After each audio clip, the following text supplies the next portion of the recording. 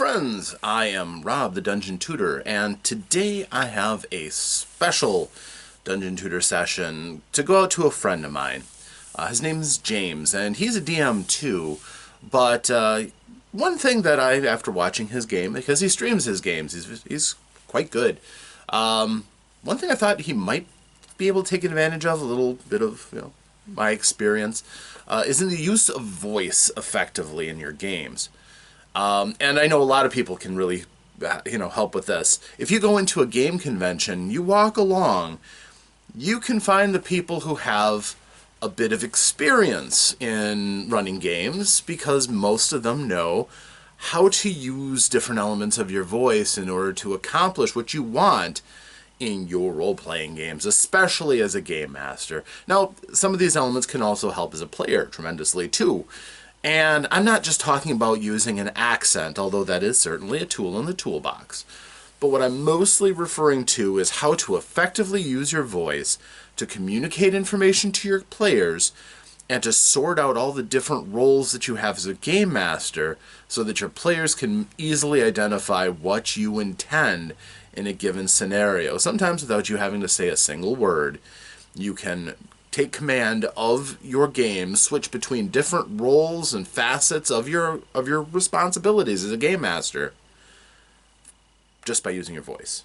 So, let's begin, shall we? Now, the first thing I want to bring up as a tool that we use, and I'm not going to talk again about wacky voices or anything like that. The very first thing you have in your toolbox of voice is pacing. If you switch your delivery by slowing down what you say, you're going to focus the player's attention on what you say. You didn't have to raise your voice. You didn't have to slip into an accent. You merely slowed your pitch so your players are drawn to pay attention. See? Relatively easy to do. However, it's something that skips the attention of a lot of game masters as being something that you can do. We're all so focused on all these different things, right? But you can command attention by slowing your pace. Another thing that you can do to change energy in a game, to inject a bit of energy and urgency, is by increasing your pace. Clearly, if you're talking faster, the players are going to have to focus a little bit more on catching everything that you say. And therefore, if you're in a combat, something that's really fast-paced, really urgent, you might want to actually speed up the pace of your delivery a little bit so that you can communicate to the players that what's going on is very important. If you can do this and maintain the understandability of what you say, which may actually come down to focusing on enunciation as you're picking up your speed, you are injecting your energy into the goings-on of what's happening. And that can be very, very, very important in terms of a combat, getting everybody to the table, getting everybody's turns ready. Okay, it's your turn, go. Your turn, go. Okay, you just delivered a massive blow to your opponent. His arm is hanging low and he's bleeding out heavily from the blow you just delivered. All right, excellent, your turn. Now, isn't that a little bit better than, all right, your character hits, you do 12 points of damage, and whose turn is next? Okay, it's your turn, let's go. I think anybody can see that adding a little bit of pacing, speeding up your pitch, can also focus the attention of the players, because if they're not paying attention and you're talking at a faster pace, they may miss key elements. If your players care at all about what's going on, that helps. And always remember to consider your entire audience. If you can't talk fast, if you have a hard time increasing your pacing, well, there's a few things you can do. You can practice. Practice is the best. Even if you're talking to yourself, crystallize the thoughts in your head of what you have to say. Then get it out as fast as you can, even if it ends up turning into gibberish. Do that a couple of times a day when you're all by yourself, and it will come.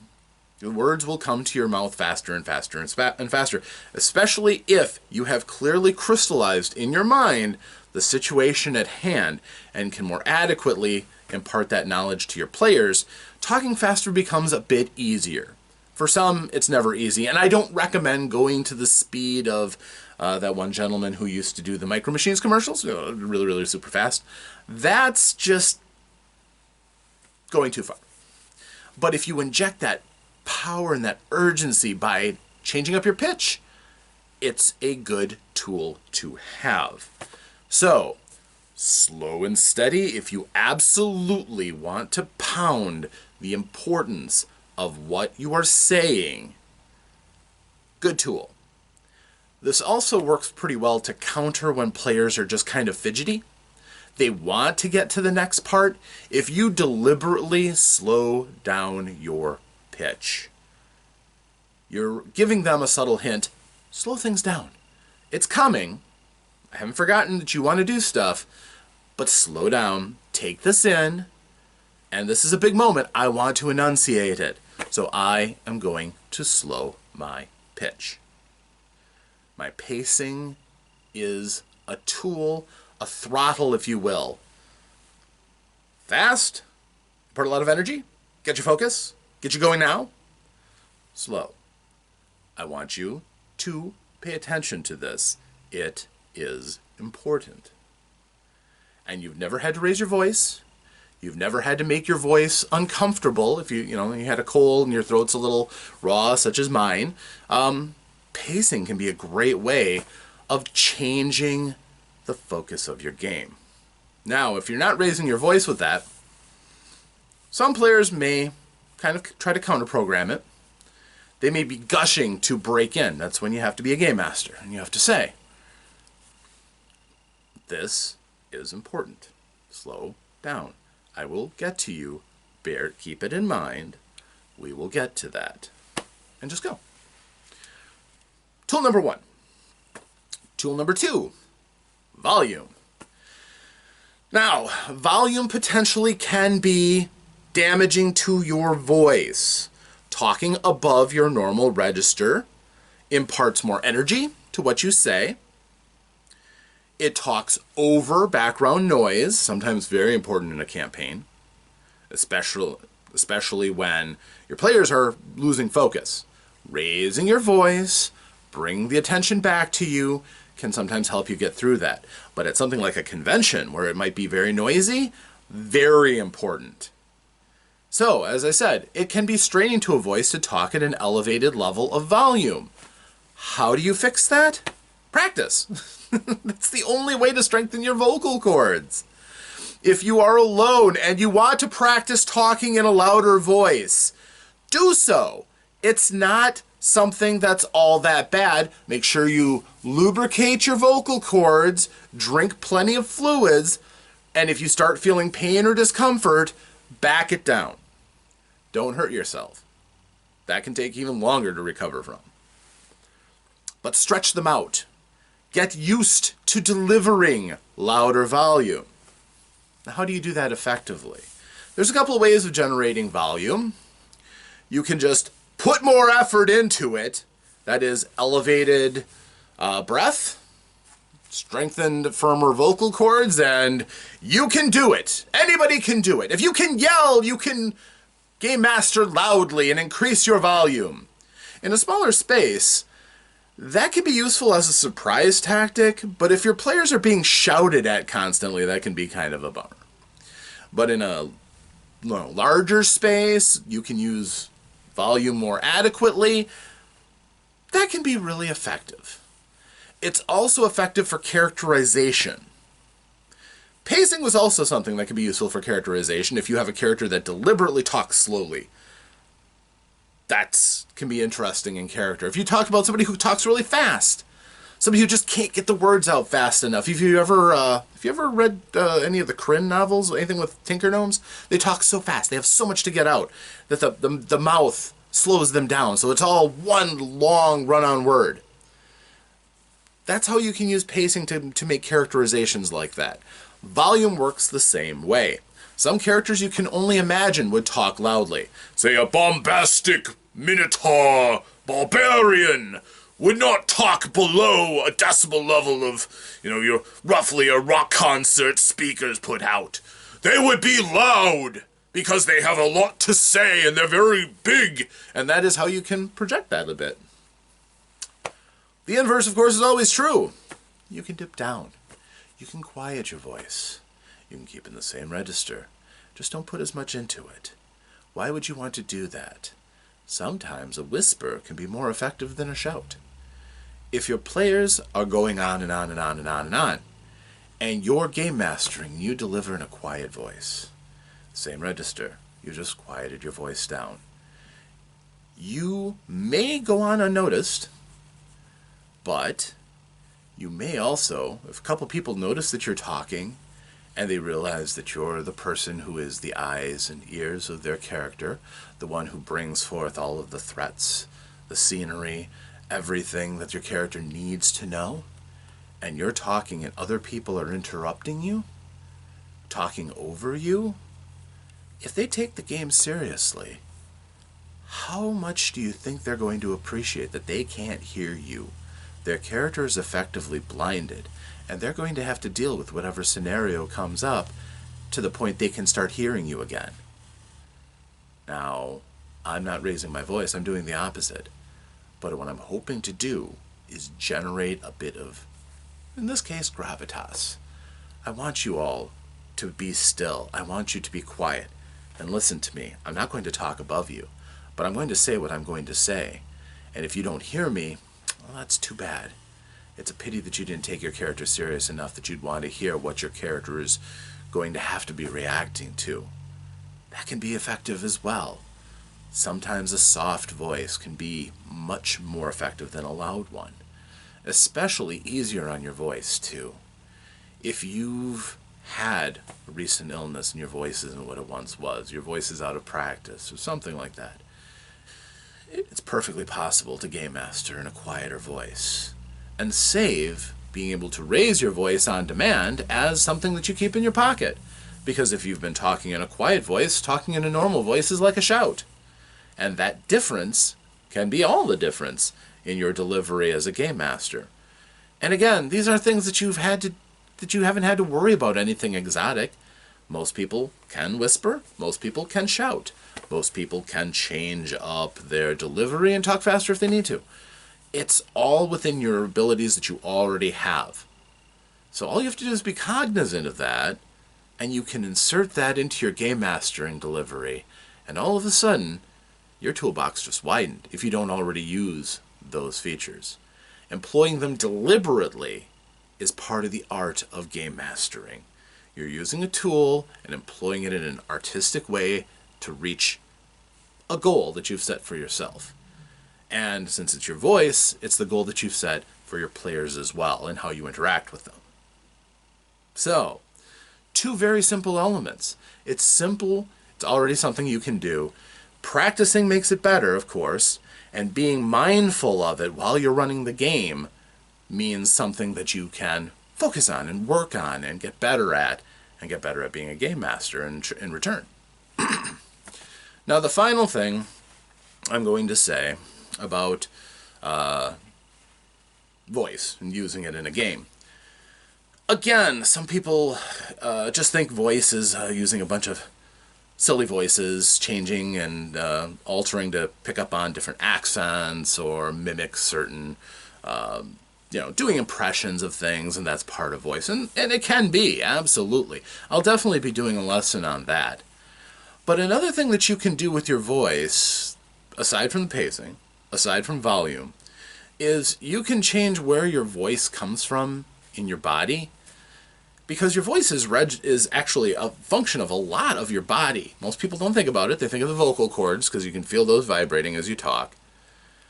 But if you've heard a wide variety of people, you know that not everybody talks from the same place. For instance, I'm from the Midwest, born and raised. So my voice generally tends to be fairly nasally. I have the Midwest drawl. So I'm familiar with the fact that when I talk, a lot of the things that shape my voice, and of course it comes from the vocal cords, but it registers and resonates all throughout my nasal area, so that when I talk, unless I'm very careful to be very deliberate on how I talk, my accent just naturally comes through. There are some words that I say easier than others. Most people would listen to me who are not from this area and say, well, you have an accent. To me, it's no accent. To the people around me, it's not really an accent, but I do have one, and I'm aware of it because I pay attention to those kind of things. That's what I do. But you can change where the words are shaped and how they resonate and change up your voice a little bit. So for instance, if I want to talk deeper down, speak up from the diaphragm, it can change how my voice goes. I don't necessarily have to change my volume, but I'm reaching down for a lower resonance. It changes the register of my tone and allows me to, even though I'm not changing the way that I talk, I'm not increasing my volume, I'm not doing any of the other things, it's going to change the register of my voice. And there are some people who talk like that normally, and it is outside of my normal register, so I can't do it forever. It is something that I can practice, however, using different parts of my body to resonate and register. Likewise, I can use my mouth more and channel the resonance more towards my mouth so that it's my tongue, it's my diction that comes out and shapes my voice. And that's a different kind of an accent, but it's one that can be very effective. And some people actually think that it's more of an educated sound, or more of an intellectual sound, if you will, but it is something that I'm deliberately not speaking from my nasally drawl that I'm used to as much, and trying to lower the register so it's primarily shaped by my mouth, more so than any other part of me. Something that comes with practice.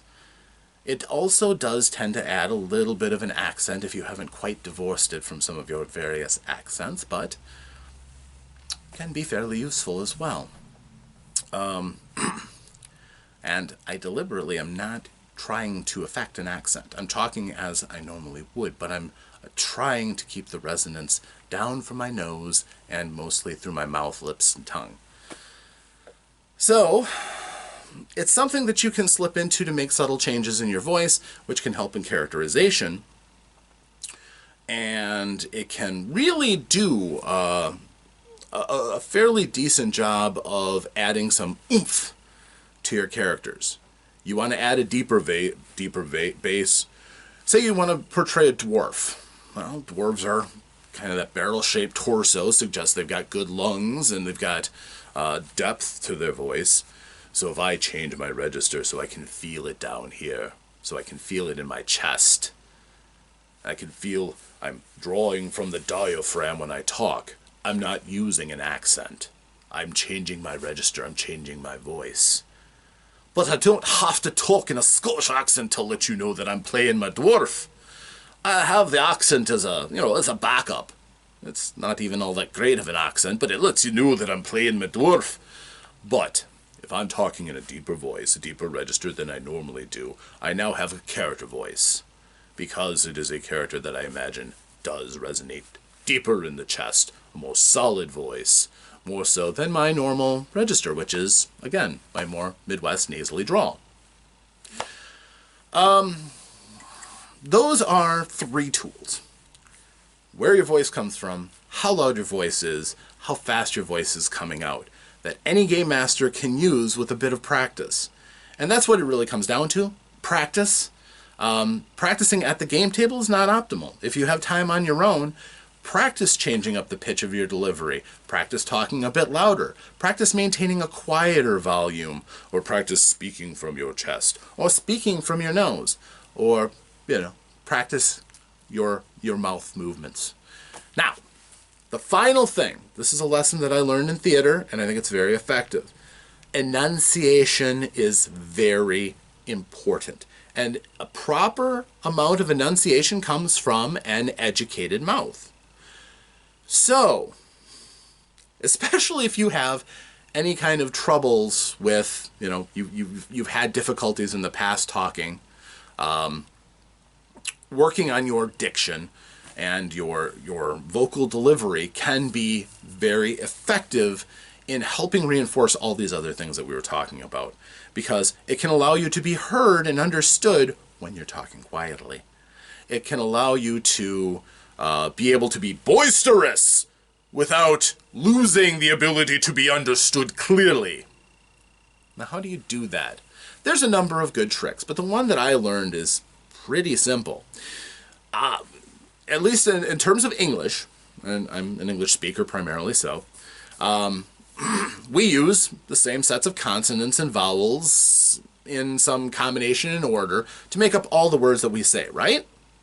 So, basically the way that I was taught to do it is to go through the alphabet, sounding out each alphabet sound with each of the vowel sounds, and work on using your mouth parts to a ludicrous degree, completely over the top, so that you can actually get your mouth energized. And this is really useful before a performance too. So doing it before a game is a great idea. But you can control your energy and maximize the energy of the words coming out of your mouth when you're on stage as the game master, even as a player, by just sounding out the vowels, getting your mouth parts all warmed up and loosened, and explosively sounding out each one. I like to do a little warm-up before I do this. And this comes directly from my theater professor, who was a wonderful man, and I owe him a great deal.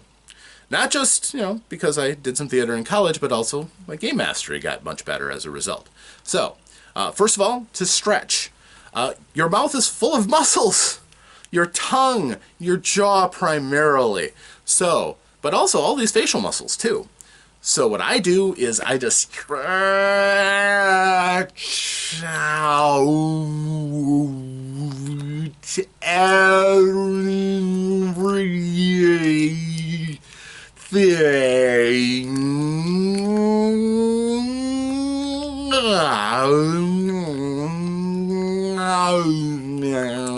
It looks ridiculous, but it'll look even funnier when you do it.